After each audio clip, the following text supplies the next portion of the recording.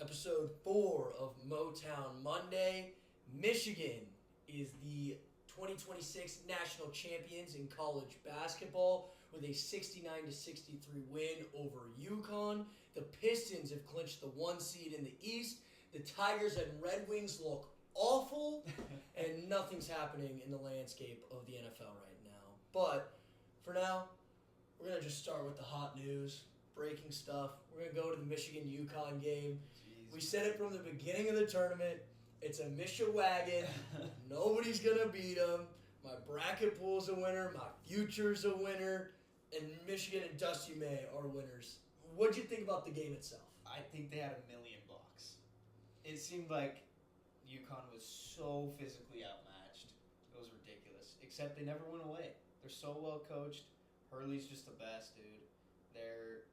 They had no business being in that game. I think when you looked at the preview of the game, the only reason anybody thought Michigan might lose after the way they handled Arizona, the only reason was because of Dan Hurley. Yeah. And it showed. I mean, even if they don't come away with the win, like, they fought, dude. He was the first team to slow Michigan down to a lower amount of possessions. 69 points is a low amount for that Michigan team. Mm-hmm. They put up 90 in every tournament game, including against that Arizona team. Yeah. They didn't shoot the rock well, and people will often talk about shooting in the football stadium.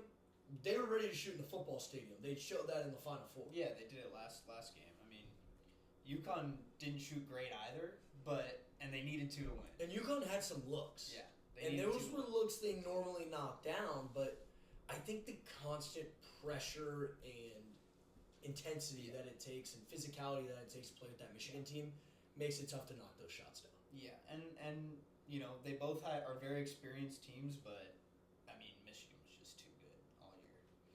First team to win a title with 5 transfer starters. They're all older guys. Like it's tough to overcome that amount of size and experience. The way they were switching defensively was ridiculous. You could just tell the size was just way too much for them. It was way too overpowering. They had like a span of like 3 minutes where they had at least 6 blocks. Do you remember when we were like, oh my God, are they gonna get a layup up? They were just giving the ball away to get a block. Yeah. And it created better offense for them. We were watching with a buddy, and he was like, are they just like turning it over so they can get another block? Did you see how they said that Elliott Cadeau was throwing the ball off the backboard on purpose against Arizona? Saw that. That's absurd, dude. They were turning the ball over on purpose to get blocks and go the other way. Pad the stats. Yes. They were going for the record. Yes. That's why Dusty May's the best. The greatest. He's doing it on purpose. Dude, but Hurley actually might be the greatest. He's so good. Like, obviously Reed is a great talent, but they were so outmatched talent-wise, and they were right there. They went to the backup. Went away. They went to the backup big man like 10 minutes into the Yeah. first half when Reed needed a breather, and it went poorly. Mm-hmm. They used him very sparingly because they knew they couldn't go without Reed for very long. Yeah, he had 14, 7, and 7. Another great game for him. Caravan showed up. They needed him to. He did. I mean, he had 17, shot the ball well. They hung, man.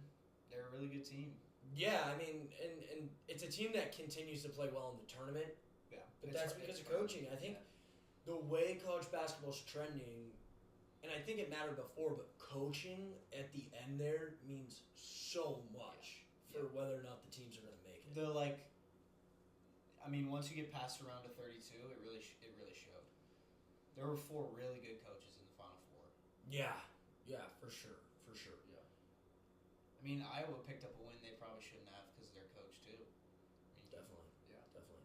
And then anything on the Final Four that we didn't touch on from before, the Michigan-Arizona game, UConn-Illinois games? I mean, yeah, they were like a little bit disappointing. A lot of people thought they were going to be, the best games of the tournament. Obviously they weren't, but I mean, Michigan boat raced them, dude. That was really impressive. It was the highest win margin in a game versus 1 seeds ever. They were a wagon the whole way through. I think it was obvious the whole way through. How can you not say it's going to be Michigan-UConn next year? Michigan's losing a lot of guys, UConn's losing a lot of guys, but what, those 2 coaches aren't going to reload? At this rate, UConn has a 75% chance to make the Natty. Like, what are we doing, dude? They made one bad investment and didn't make the championship that year. Yeah. It happened once. Yeah. Since Hurley's. Yeah. Hurley, they lost his first year, and he said, "You better get us now." Yeah. Because when we get it going, there's no more. And then they went back to back. Bad year, as in losing to the eventual national champions in By the second 2 round, or 1. and then losing to an unbelievable Michigan team. Yeah. Yeah.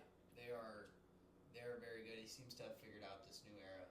And he backs his veterans, dude. He's got a great mixture of the old guys and the guys that came through the program, which I wonder if May is going to be able to find. I think it's very volatile to go to the transfers over and over. Yeah, I mean, I wonder, you probably won't see them hit on 5 guys again next year, right? It was a perfectly... I mean, they hit on 6 guys, honestly. Yeah, and it was a perfectly meshing group that they had, and I don't think that that's easy to recreate. Yeah, the way they were talking in their post game with Ernie up there seemed like they all meshed really well too. Like that's pretty rare when you bring together that many guys from different teams, different backgrounds. Like, as much as it is, they're uber talented. Like, it does have to work as a team. Well, when people are talking about, they hit the portal hard and spent all this money. Adai Mara was on another college team that let him go. Yaxel Lendeboer came from UAB. He was going all the way. They couldn't afford him. Yeah. Right? That was the big one. They went and got the top guy in the portal. Morris Johnson was off the bench for Illinois last year. Right. They were clearly going in another direction with the international guys. Elliot Cadeau was considered like an all-time bust after his time with North Carolina and his previous tournament play. Yeah, they were happy to let him go. Alabama let Namari Burnett walk. Yeah, it wasn't like they just went and dropped, Like, Kentucky spent more than them in the portal. Yeah. That didn't work out. Not at all. Not at all. Other teams definitely It spent does. more. It does matter. It still matters. Team building and coaching. And a lot of people are gonna have the take tonight. Of course you're gonna win. They're that old. They're spent all this money. But Other teams are too. if you really look at it, man, look who was there in the Final Four. Coaches that build great cultures with guys they wanted.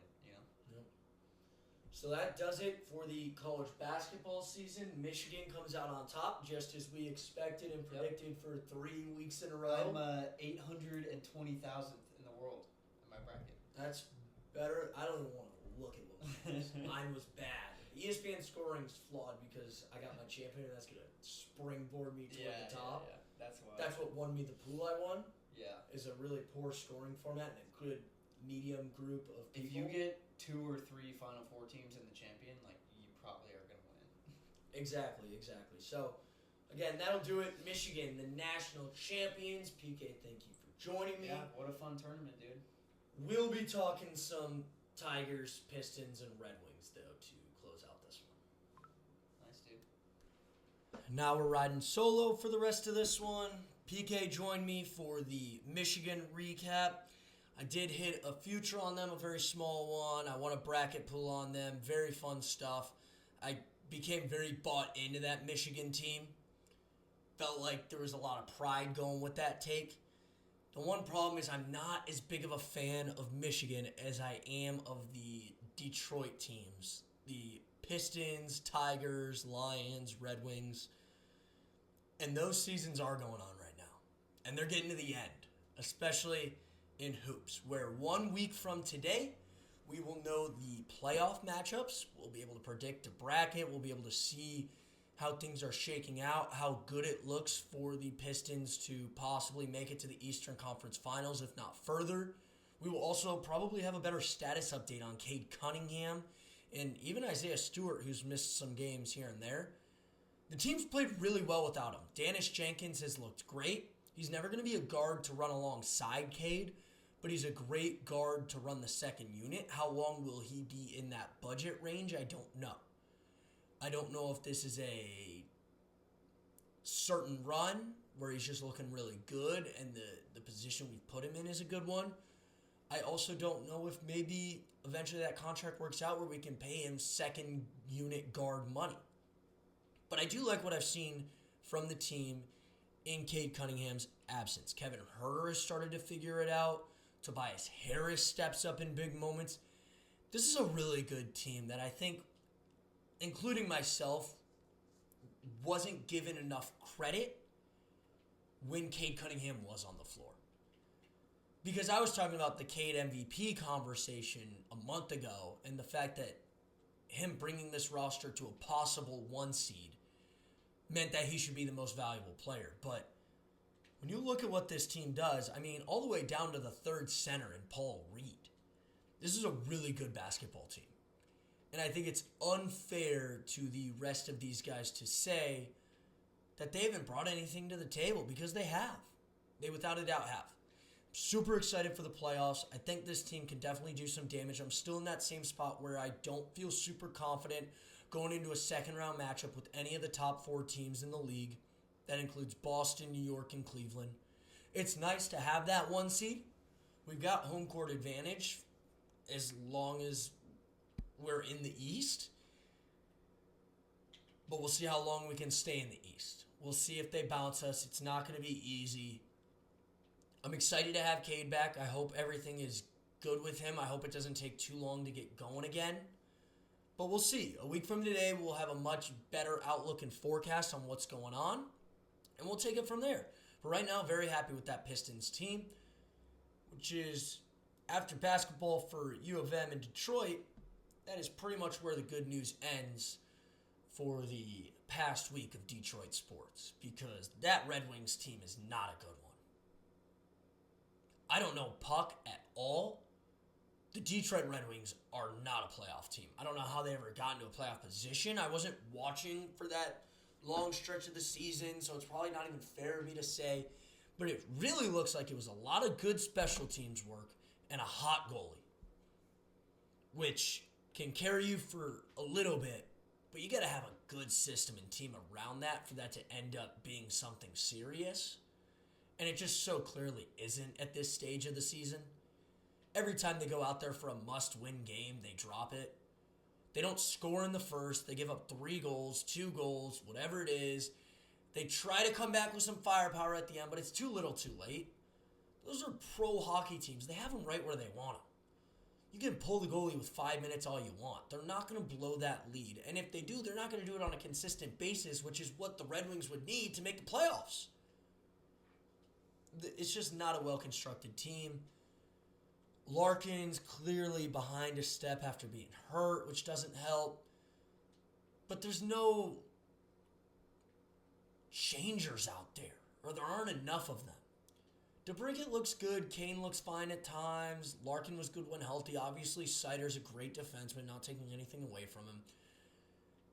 But more often than not, that team's just lacking something extra, and it's a really tough watch, especially for a non-puck guy. I tried to get into it this year. Maybe I'm the jinx. They were already on a cold streak, though. I think they're just doing more of the same from when I started watching. After that, you got the Tigers. And the Tigers, yeah, it's baseball. It's going to be hot and cold. I think there are a few games now that we can look at and be like, man, there was 1 or 2 swings that really made a difference. I think both of those games in Arizona that the Tigers dropped, the late inning home run from the debut player for the Diamondbacks, and then you've also got the 1-0 loss where Colt Keith hits the yellow line. Not ideal. You'd also like to win that Sunday night game against the Cardinals. Then to this Monday game where mistakes really hurt the team. That's just something you don't normally see from a pro ball club, and it just hurts when it's a team that's already struggling to find the big hit. I don't think it's a team that's struggling to hit in general, as crazy as that sounds. They did have that cold streak during the Arizona series, but they still could have come away with some wins. It's a team that just can't pick up the hit when they need it or make the play on defense when they need it, which I actually do think fixes itself over time, and the team will still win the division. I'm not hitting the panic button or anything like that. But definitely would have liked to see them get off to a better than 4-6 start. So we move. Kevin McGonigal looks great.